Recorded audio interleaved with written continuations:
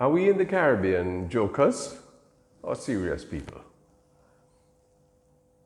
Recently, most of our countries have been celebrating their National Heroes Week. Our heroes, with all their shortcomings, sacrificed comfort, wealth, self-preservation, and many their very lives in the service of human dignity, the building of a nation.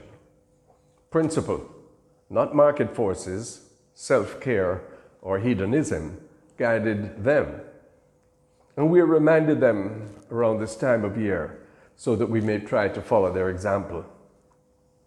A few years ago, I lived near enough to a village square to hear the musical lyrics and the DJ rantings at the almost nightly bashments. After detailed descriptions to men how to rub up and then get behind the women's panty, the triumphant instruction to the roar of the crowd was, "Now breather." Yeah, man. The results of this mind frame are here for all to see. See the children on the streets during school hours? Check the yards and see what many are watching and playing with on the devices that desperate people in the ministries of education and the governments want us to believe are the antidote to school closure. Come to the same dance in the square with me and look at the kids mimicking the DJ's antics. Tell me now, where are we teaching them principles of happy, responsible sexual activity? The mass media? Cable? Social media? Really? We are jokers if we think that the slogan, "Use a condom every time for a better life," really cuts it. Where there is no vision, the people perish.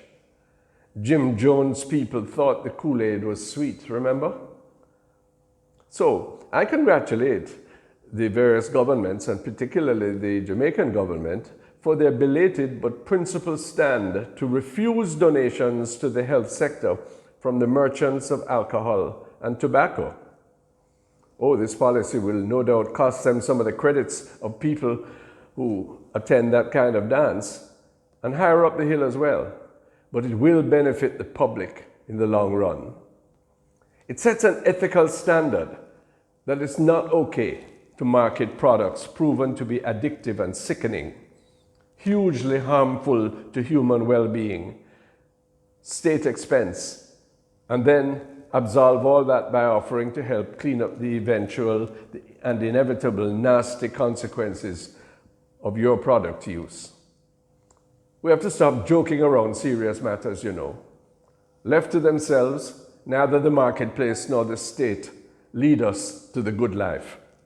If we are serious about a flourishing life for all of our people, there have to be standards of conduct beyond the narrow confines of personal choice and the criminal law.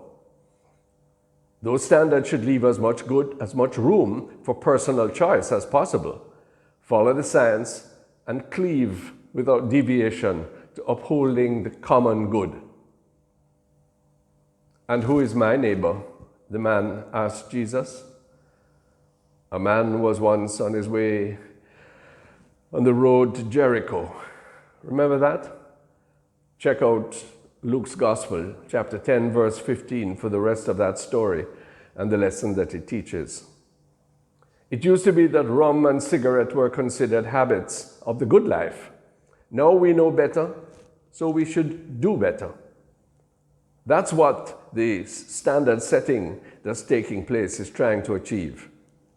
The hug-up of the state and political parties with the casino and gambling sector is but another case of us joking around serious, practical, and moral trends in our culture. You know, a sense of shame and regret when we've done wrong is essential to mature behavior in both personal and national life. The lack of concern about the peril of our sisters and brothers in Haiti is appalling. After all the waste and the thieving, we may not have money to help relieve their hunger, which is even worse than ours. But why do we treat Haitian refugees so coarsely and seem to care so little about the struggles of that great nation? Remember, it's Jamaica's closest neighbor, and we're the ones most responsible. But all of CARICOM has the same responsibility. Shame, too, that certainly in Jamaica, the United States Embassy has had to forbid their citizens to travel almost everywhere. Same time as we're spending billions in the Caribbean to lure American tourists. Are we jokers or serious? No problem, man. Big problem, man.